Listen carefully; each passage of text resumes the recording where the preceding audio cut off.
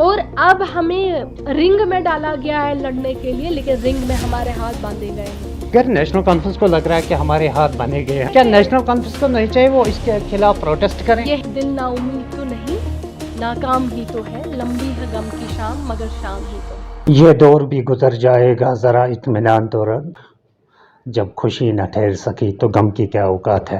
अस्सलाम वालेकुम नाजरीन, आज इस वक्त हमारे साथ नेशनल कॉन्फ्रेंस की स्पोक्स पर्सन इफ्रा जान मौजूद है।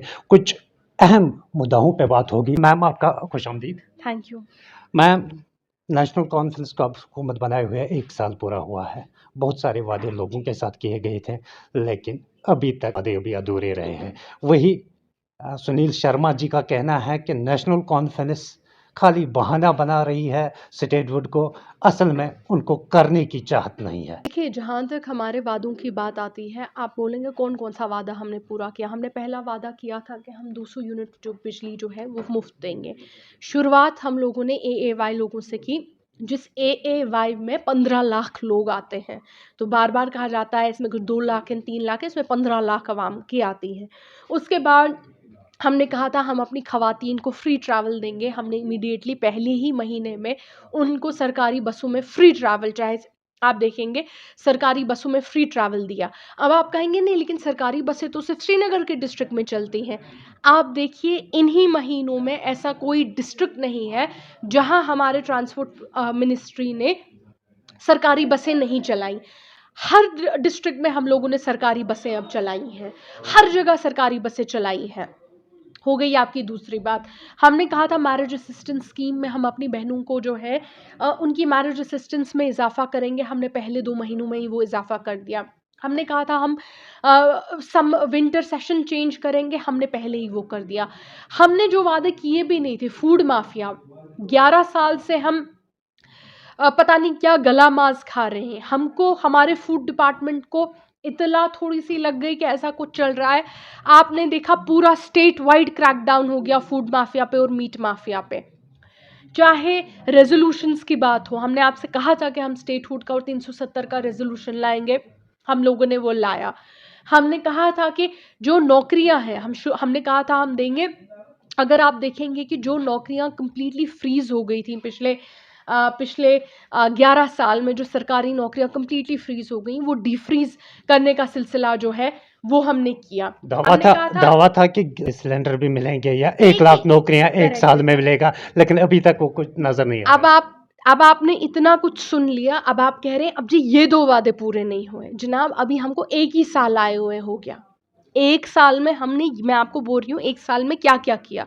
अभी हमारे पास 4 साल और बाकी हैं अपने वादे को पूरा करने के लिए। आपको समझने की ज़रूरत है कि ये जो हमारे पास इस वक्त गंद है, जो हमारे पास प्रॉब्लम्स हैं रिक्रूटमेंट की, हर तरह की, ये पिछले 11 साल से जो है बीजेपी की सरकार ने बनाई हुई है।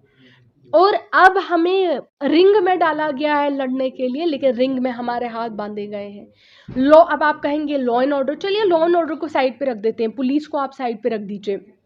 जो हर कोई महकमा है, किसी भी महकमे की बात कर लीजिए, चाहे एजुकेशन हो, कोई भी महकमा हो, उस महकमे को हेड कौन करता है? IAS officers.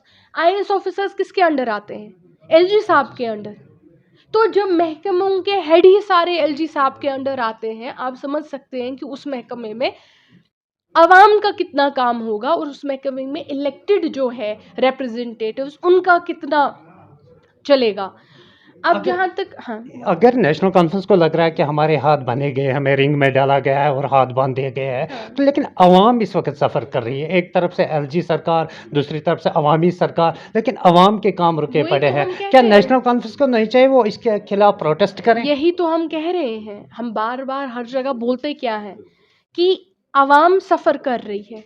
जब बिजनेस रूल्स LG साहब की तरफ से वापस नहीं आते हैं, 4-5 कितने महीनों से आज उनके पास पड़े हुए हैं, यही तो हम बोल रहे हैं कि आपस में, मतलब आपको NC से प्रॉब्लम है, कोई बात नहीं, हमें आपकी मोहब्बत चाहिए भी नहीं, हमारे पास ना कभी थी ना रहेगी, और हमें बीजेपी का प्यार चाहिए भी नहीं। लेकिन जो आवाम सफ़र कर रही है उसके लिए तो फाइल छोड़ो, वो उसके लिए भी फाइल नहीं छोड़ रहे हैं।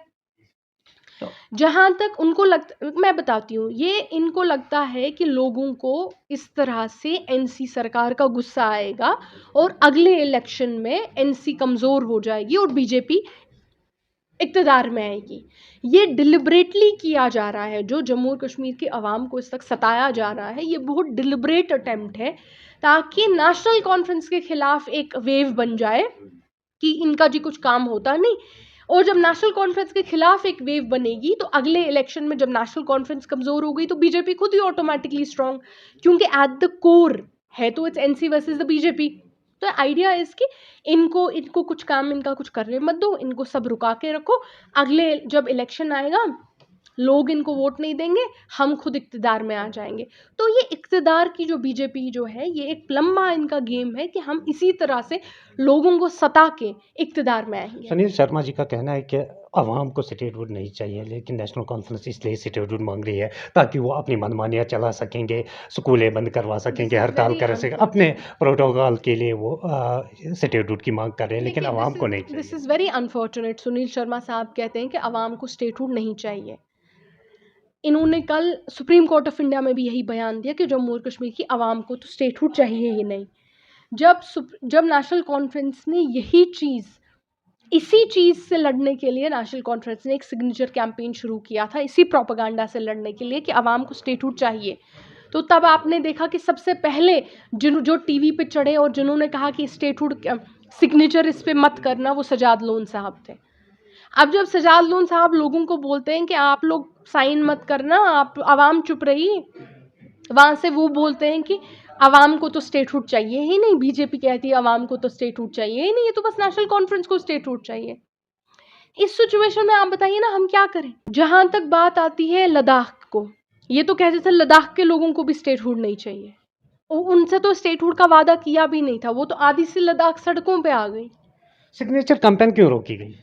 क्योंकि सिग्नेचर कैंपेन के खिलाफ बीजेपी की बी टीम्स ने एक प्रोपेगेंडा चलाया। लेकिन आप, इसका मतलब है कि आप उनके इशारे पे फिर काम कर रहे हो, उनके प्रोपेगेंडा से नेशनल कॉन्फ्रेंस क्यों रुकना पड़ा? व्हेन वी, वही है ना, जब हमने सिग्नेचर कैंपेन, हमने आपसे बार बार बोला कि आवाम को, कल चीफ जस्टिस ऑफ इंडिया के सामने भी बोला गया, चीफ जस्टिस ऑफ इंडिया के सामने भी बोला गया कि आवाम को स्टेटहुड नहीं चाहिए। एलओपी साहब ने भी बोला आवाम को स्टेटहुड नहीं चाहिए। ये बहुत टाइम से बोलते आ रहे हैं, यही वजह थी, इसके लिए हमने एक सिग्नेचर कैंपेन की शुरुआत की थी। दी आइडिया वाज कि जब लोग साइन करेंगे, आप बीच में कोई पॉलिटिकल पार्टी रहेगी नहीं, आवाम साइन करेगी, सीधे चीफ जस्टिस ऑफ इंडिया को पता चलेगा कि नहीं भाई, आवाम तो यहाँ पे चाहती है सिग्नेचर कैंपेन। सवाल ये नहीं है कि आपने वो क्यों रोका, सवाल ये है कि कौन से लोग टीवी पे आए जिन्होंने आवाम को बोला कि इस पे दस्तखत मत करना। आवाम ने नेशनल कॉन्फ्रेंस को बहुत बड़ा मैंडेट दिया है, इसीलिए बिल्कुल दिया है, लेकिन कौन से लोग थे जिन्होंने आवाम को बोला कि उस पे साइन मत करना। अब आने वाले दिनों में बडगाम सीट पे भी इलेक्शन होने जा रहा है। अफवाहें चल रही है कि नेशनल कॉन्फ्रेंस की तरफ से फारूक अब्दुल्ला साहब वहाँ पर इलेक्शन में हिस्सा लेंगे। किस हद तक की बात? देखिए, ये तो अफवाह ही है, अभी तो अफवाह, रूमर तो अभी रूमर है, जब तक भी कोई नाम जो है फुल्ली डिक्लेयर नहीं हो जाता। लेकिन हाँ, ये बात हमें ज़रूर याद है कि बडगाम के लोगों ने हमें एक अक्सरियत में वोट दिया, उन्होंने हमें बहुत इज़्ज़त दी बडगाम की आवाम ने, और उनकी ये इज़्ज़त जो है, इसकी इज़्ज़त हम करेंगे। उनकी इस इज़्ज़त को, उनकी इस मोहब्बत को अल्लाह की मदद से हम रिटर्न करेंगे, हम वापस देंगे। जो उन्होंने हमें दिया है उसका दुगना, त्रिगुना, 4 गुना हम वापस देंगे, क्योंकि ये हमें यहाँ, इसका जवाब सिर्फ हमें सियासी कटघरों में नहीं देना है, इसका जवाब हमको कल को अल्लाह की कटघरे में भी देना होगा कि अगर उन्होंने आपके साथ किया, आप क्या करेंगे उनके साथ। यही वजह है कि बहुत सोच समझ के नेशनल कॉन्फ्रेंस जो है बडगाम के लिए कैंडिडेट चुनेगी, और वो कैंडिडेट चुनेगी जो बडगाम की आवाम के लिए बेस्ट होगा, चाहे उनकी सहूलियात के लिए, चाहे उनकी रोज़मर्रा के सहूलियात के लिए, चाहे एक्सेसिबिलिटी की बात हो, सहूलियात की बात हो।